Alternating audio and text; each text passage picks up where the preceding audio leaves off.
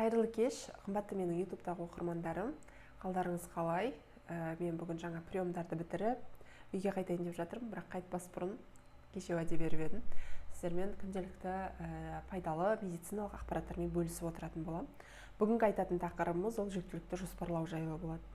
Қазіргі таңда поликлиникада гинеколог болып жұмыс жасап жатырмын, Астана қаласында.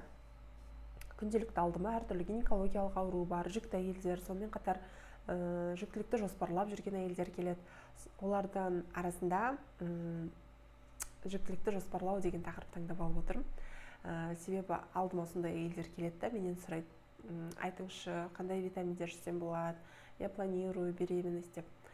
Осы кезде мен қоятын бірінші сұрағым, жолдасыңыз қайда деймін. Себебі ұрық пайда болады. Ол екі адамның клеткалары бір-біріне қосылып, бала пайда болады. Ертеңгі күні осы бала дені сау, туа біткен бойында ақаулар болмас үшін, алдын алу үшін, дені сау бала туылу үшін анасы да, әкесі де алдын ала дайындық жасау керек. Дүниежүзілік денсаулық сақтау ұйымының рекомендациясы бойынша кем дегенде 3 ай бұрын жоспарлану басталуы тиіс. Арнайы тапсыратын анализдер бар, олардың қатарында енді әр адамға жеке берілетін анализдер болады.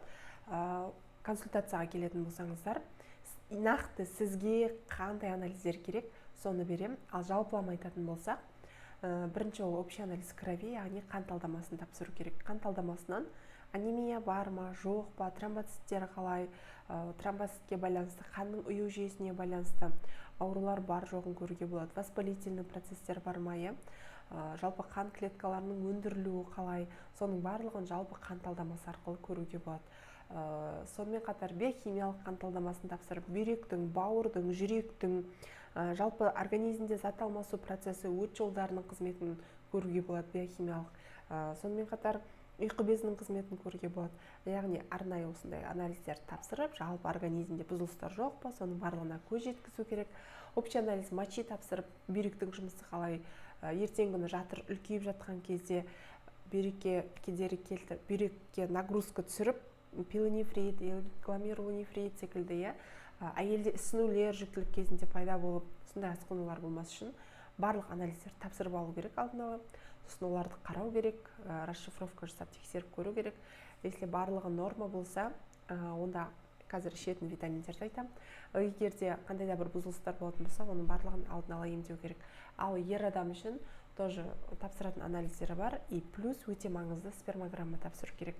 Спермограмма арқылы ұрықтандыратын сперматоцит клеткаларының мөлшері қанша екенін, ұрықтандыруға қабілетті ма, проценті қандай, соның барлығын қарап баға бере аламыз. Енді дүниежүзілік денсаулық сақтау ұйымы айтады, каждый осы жүктілікті жоспарлап жүрген жұп мынадай витаминдерді ішсе болады дейді.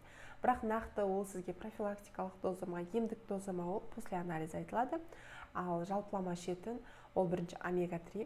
Осы омега-3-ді ішу арқылы ол мидағы әйел адамның және ер адамның миында нейромедиаторлар, яғни гормондарға әсер ететін, гормондардың дұрыс өндірілуін реттейтін осы омега-3 болып саналады. Сонымен қатар майда қан тамырларының бойында, егер сіз дұрыс тамақтанбайтын болсаңыз, барлығына тамырлардың бойында майлар жинақталып қалуы мүмкін. Оларды атеросклероз деп атаймыз негізі. Холестерин жоғары болуы мүмкін, солардың деңгейін түсіру үшін міндетті түрде омега-3 ішу керек. Омега-3 ішетін болсаңыз, сонда сіздің қан тамырларыңыз үшін пайдалы. Оның құрамында декозагексаеновая кислота, потом экозапантеновая кислота деген екі кислота болады. Осы екі кислота бізде нерв жүйесін, баланың нерв жүйесі, баланың қан тамыр жүйесі жақсы жетілу үшін өте қажет. Сонымен қатар екінші өте қатты маңызды нәрсе ішетін, ол фолий қышқылы болып саналады. 400 микрограмм деңгейде, яғни бір таблеткадан ішіп отыру керек оны, ер адамда, әйел адамда 3 ай бойы. Бұл баланың нерв жүйесінде, миында ертеңгі күні даму ақаулары болмас үшін, басында кисталар болмас үшін, жұлынның бойы жақсы қалыптасу үшін осы фолий қышқылын ішу өте маңызды. Плюс метилфолат ішуге болады, яғни бұның барлығы В тобының витаминдері жатады. Сосын үшінші айтатын нәрсе ол бізде D3 витамині. Алдыңғы видеоны көрген болсаңыз, қазір мен астына ссылка қалдырып кетемін. D3 витаминінің маңызы жайлы, оны қандай дозировкада қалай ішу керек, қандай анализ тапсыру керек, соның барлығын айтқан болатынмын. Тағы да ерінбей айта кеткім келеді. Егер де сіз жүктілікті жоспарлап жүрген болсаңыз, онда міндетті түрде D3-ді ішуіңіз керек. Ішпес бұрын анализ тапсырасыз. Анализден қараймыз. Сізде дефицитті жағдай ма, жоқ әлде сізге поддерживающий доза керек па, күнделікті ішіп отыратын, соның барлығын қарағаннан кейін D3 витаминін күнделікті қабылдап отырасыз. Тоже 3 ай көлемінде үзбей ішу керек. Дальше во время беременности ішетін тағы дозасы болады. Ол да сіздің анализіңіздің нәтижесіне сүйеніп қойылады. Әрі қарай айтатын нәрсе, ол бізде йод. Көп жүкті әйелдерде щитовидкада проблема болып жатады. Мен байқаймын, ТТГ тапсыр, Т3, Т4 тапсыр, эндокринологтан консультация алып қайт деп жатамыз.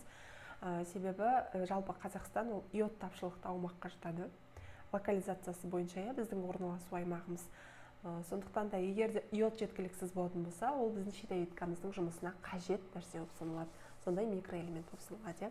Егер ал біздің щитовидка ол зам деп айтсақ болады біздің организмдегі. Мысалы айтамыз ғой, директордың замы деп.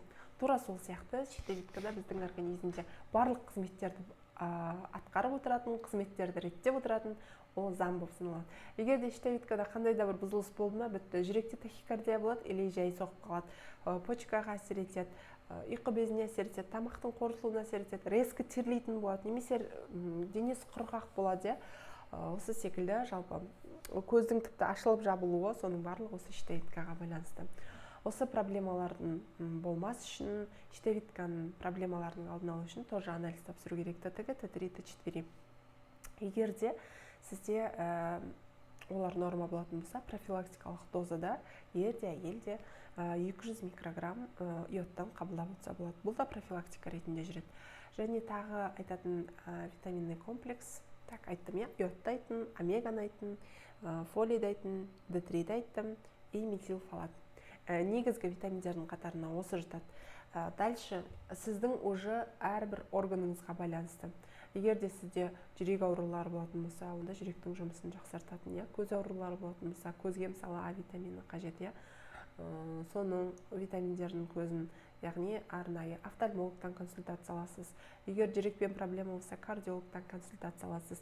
Осындай қылып полностью планированиен жасап, барлық органдарды реттеп алып, анализдердің бәрін идеальный қылып, витаминдер тапшылығын жойып, тек содан кейін ғана жүктілікті жоспарлауларыңызды сұраймын. Себебі дені сау ата-анадан дені сау бала туылады. Сіздермен бүгінгі бөлісетін ақпаратым осы. Негізі көп нәрсе айтқым келіп отыр, бірақ уақыт тапшылып тұр. Алдағы уақытта тағы бөлісетін болам. Сұрақ болса, комментарийға қалдырсаңыздар болады.